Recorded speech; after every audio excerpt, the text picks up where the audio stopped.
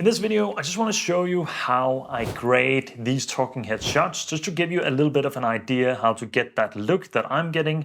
And the first recipe is the lighting. So you might have seen, if you followed me for a while, that all my videos have changed over the time, depending on where I am, depending on the time of day, most likely when I've shot, because I used to use natural lighting all the time, and that varies a lot. A cloud might come in and ruin the light completely and then ruin my grade as well. So with having studio lights now, the Molus X100s from Xion, if you haven't seen them in some of my other videos, those are the ones that I'm using. And I have one right here, a little bit above me with a mini softbox on, no grid, just the softbox at around 5% and 5800 Kelvin. And then I have another one just behind the camera, shining up on the wall in front of me, and that is set to, I think, 1% and 5800 Kelvin as well. And then I have a window in the background here, behind that light up here, the key light, that is also shining some light in. Now it's before midday, so this window is still on the shadow side, which means I don't have harsh lights coming in. Sometimes I'll have to put an ND filter on my camera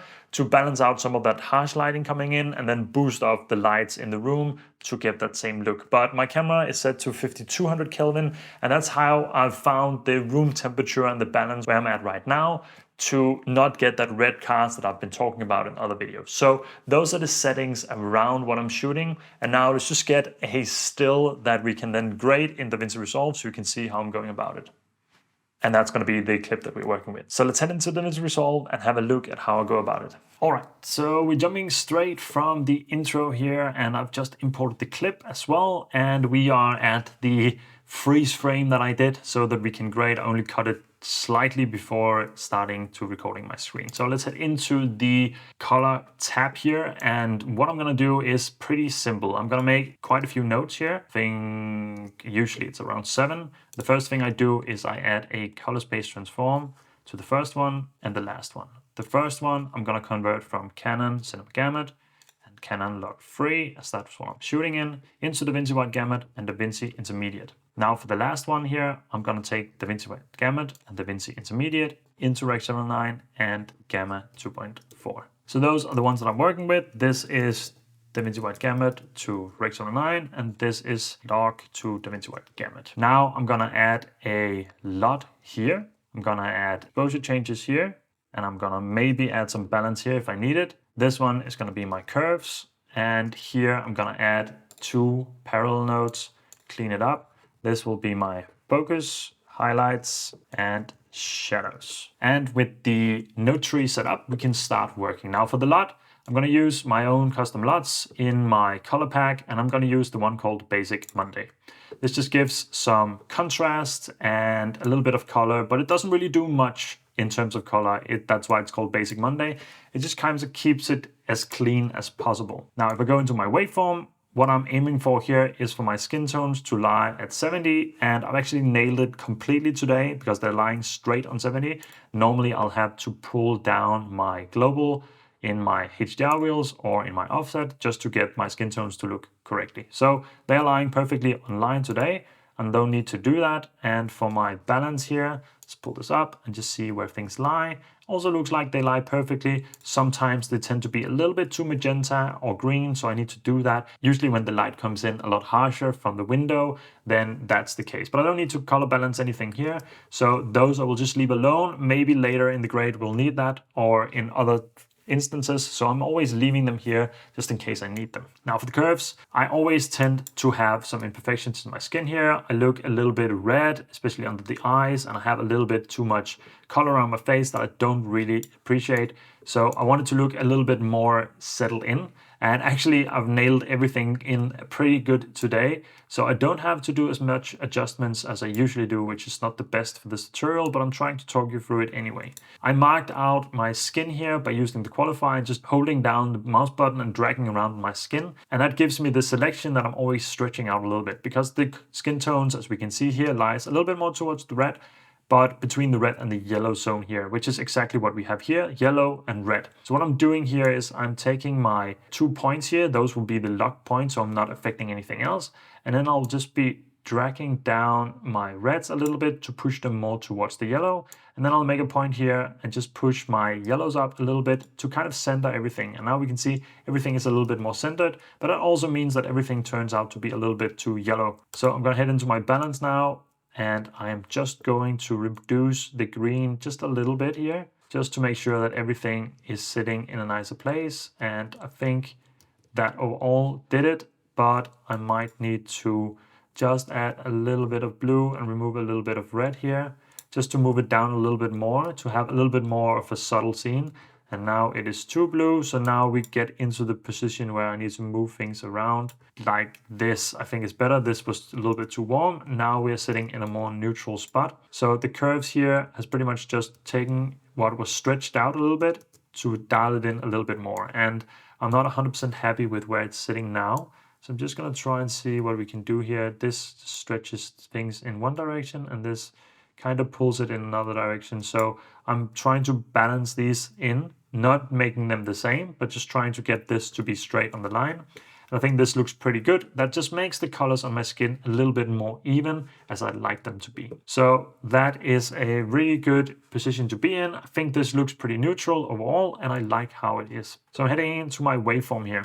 And for my focus mask here, I'm going to make a circular mask, and I'm just going to drag it above my face here a little bit more out.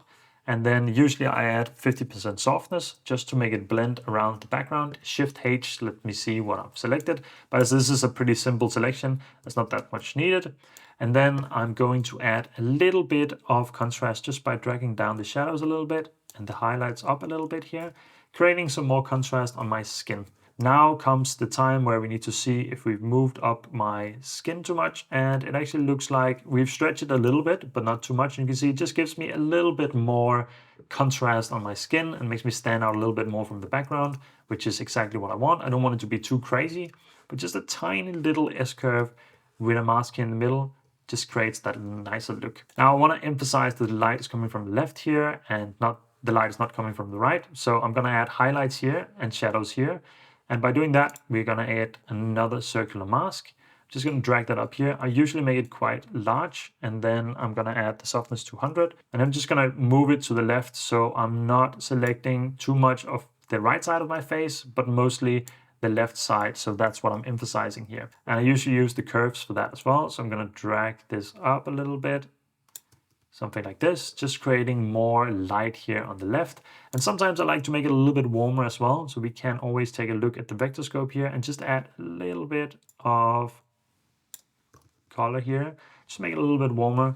Kind of see how that just stretches out the colors a little bit. And I like how that looks. I want it to be a little bit warmer than it was before, especially as we balanced out a lot of the color in the balancing node after the LUT was applied. And then for the shadows, I tend to use a squared mask, and for a long time I didn't really know why, but it just makes sense to me that the circular one is kind of emulating sun coming down and kind of making a nice balance. But when I'm using the rectangular mask here, I want the shadows to just come in from the side and be kind of even spread across my face and the scene here. So that's why I'm using the squared mask on the left. And for this, I'm just going to make a point in the shadows and just drag it down a little bit here. Just making it a little bit darker, not too much. And usually I'm using the waveform here as well to just see I'm just pulling down this side as well. It just creates more dynamic and contrast in my face, but ever so slight. You can see it only barely hits my side here, which is exactly what I want. And then I want to darken down the side to create less emphasis on it, especially because this is where there's a mirror and side of the bed as well. And here there's not that much going on, so it's fine to brighten that up a little bit. I do like to add just a little bit of teal to this side as well. So 2 blue and 1 green, just to kind of make it stand out and give a little bit more color contrast as well. With the slightly teal side here and the slightly warmer side here, it just makes it look a little bit nicer. And with those masking adjustments, I've just gone from this to this. Just a slight change, but it just emphasizes the light again on the left side here and the shadows on the side here, and just creates a little bit more balance. And it kind of finalizes how I want things to look. I think overall, I don't want it to be too crazy. I don't want it to be too saturated or anything. So I like how it ends up sitting here. We could add a little bit of saturation, but most of the time, and especially since the LUT also adds some saturation, I'm quite satisfied with this. It doesn't have to be crazy. It just has to look good, and I think it does now. So to recap everything, I started with 2 conversion nodes, CSTs, one going from Canon Cinema Gamut and Canon Log 3 into DaVinci Wide Gamut and DaVinci Intermediate here, and the same thing or the opposite going over here, DaVinci Wide Gamut and DaVinci Intermediate into Rec 79 and Gamma 2.4. Then I added my LUT to just get a nice starting point. This is without the LUT, this is with the LUT. Add some contrast, add some saturation, just does a bunch of stuff overall, just enhance it without doing too many adjustments myself. Exposure is something I would normally work with, but in this case we didn't really need it. Normally I would lower the exposure a little bit because I tend to overexpose my skin ever so slightly when I'm using my monitor, but as my cable just broke, I'm using this screen and zebra, so that tended to actually give me a better result in this case. And then the balance, we didn't need that in the beginning, but when we turn it off now, we can see that it actually neutralized a lot of the color. And I don't know if I like the warmer or the cooler tones more, but we're gonna stick with this, and I do think it is better to just cool it down a little bit. And then for the curves, we just went in and made sure that we went from this, where we have a little bit more differentiation in the colors here, to this, where everything looks now a little bit yellow. That's the dangerous thing with turning things on and off. But I do like how everything looks now. It's a little bit better in terms of the colors being more even all over my face, which is what I was going for. And then at the end, we added a focus mask in the middle to get more emphasis on my face, a highlight mask on the side to brighten up this and emphasize the lighting coming in, and then pulling down the shadows and then a little bit of teal to the right side here to emphasize that once again.